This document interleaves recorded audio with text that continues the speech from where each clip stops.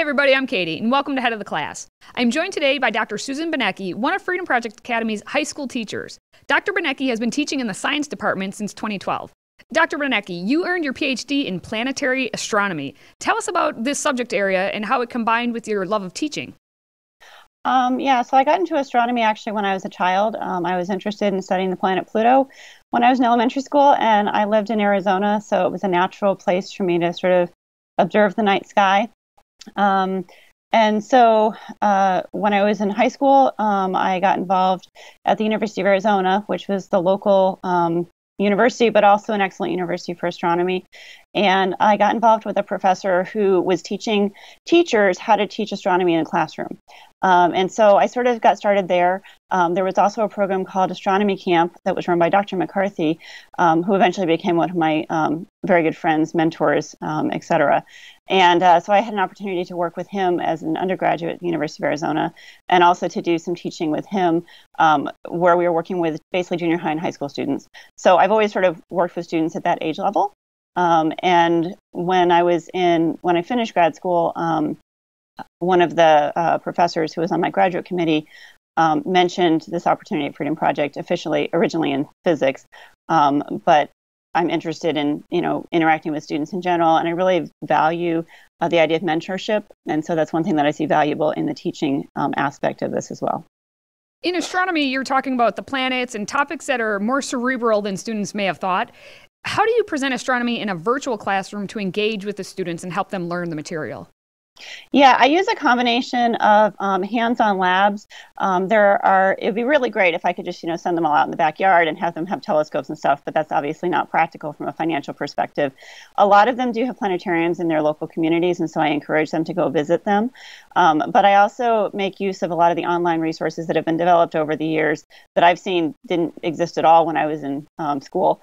But basically virtual observatory setups. So programs that allow them to go in and set up basically what I would do before I go to a telescope myself to make my own observations, run them through, what does the night sky look like at different places on the Earth, as well as being able to, they can move themselves to other places in our solar system and in other galaxies. They're designed to have visualizations. So, you can zoom out away from the sun all the way out to the edge of our solar system and then out beyond in a 3D perspective, so they can sort of see that. But I really try to make use of a lot of online sort of laboratory environments where we set up the experiment. The data is all sort of in a canned sense, but I have them go through the same processes and the same steps that I would use for my own data collection. And I consider myself an observational astronomer, which is a little different than a theoretical astronomer. So there's sort of, as technology has evolved, we've gotten much more specialized in our in our research. And so observationally, professionally, I would go to a telescope, I would collect data, I would analyze that data, I would write a paper on that, present that to my peers, get feedback on that, and it sort of goes in a cycle. And so I try to create that sort of framework for my students to experience that as well.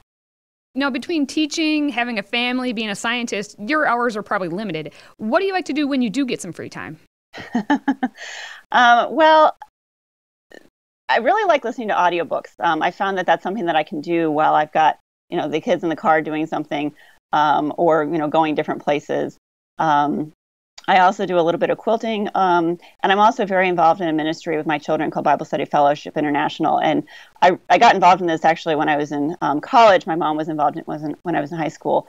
But one of the focuses of the ministry is to strategically work to empower young people and enable them to engage their culture for Christ. And so over the last few years, I've really sort of jumped on the bandwagon, I guess I'd say, of what it means to engage the culture as Christians in a sort of post-Christian world. And so that's something that I'd say sort of encompasses what I'm working on with my students and my kids, as well as, that I think is really important for our world. As a scientist, your job opportunities are pretty extensive. So you indicated why you started teaching at FPA. What keeps you teaching here? Well, astronomy is a really interesting field in terms of, you would say maybe there are lots of job opportunities. Astronomy is actually not an easy field. Actually, most I'd say academic fields are not easy to balance having a family as well as sort of being a mother.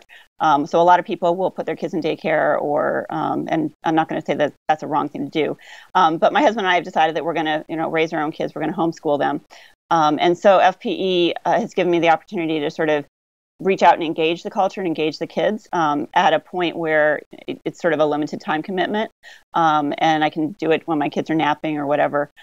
So professionally, I actually do research basically only, say, 10 to 20 hours a week. And I've sort of specialized my focus for specific projects and things that I can do where at the moment, I'm not traveling to telescopes or, going to conferences and such as that. I'm basically just, doing research and publishing.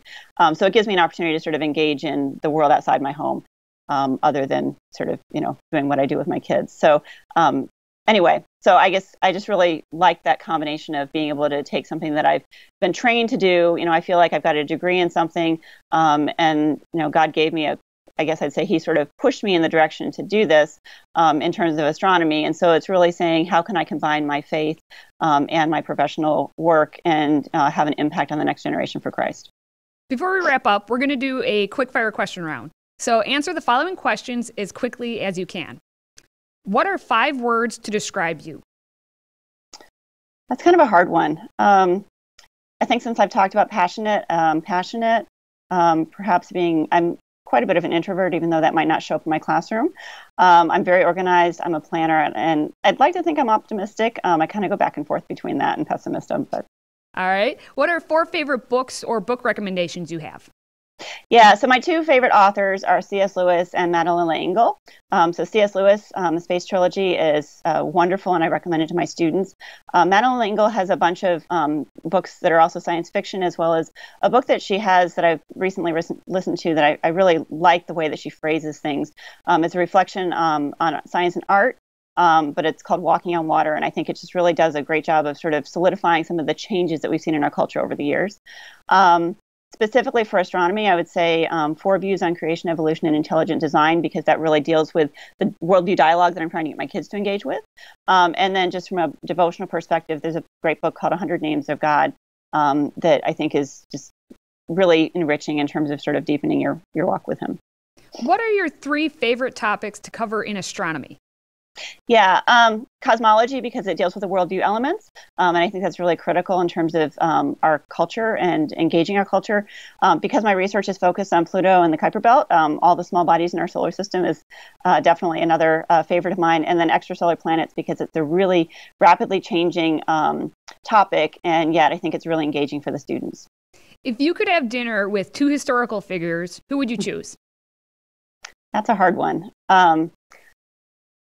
I'm going to say, kind of thinking about, because it's Easter time, Mary, the mother of Christ, because I think she would have a really interesting perspective on raising kids, and also on sort of the whole view of, Mary says she treasures all these things and puts them in her heart. And I'd love to sort of get her insight on that. And I think it'd be great to sit down with Christ, even though that would be a sort of a difficult thing to do, probably. Finally, what's one piece of advice you have for your students? I've thought a lot about this because I have another friend who I'm mentoring who just recently changed positions. And so my comment to her was, know who you are and don't be afraid to stand against the current society, but also recognize your limits and be willing to admit it when you don't know something.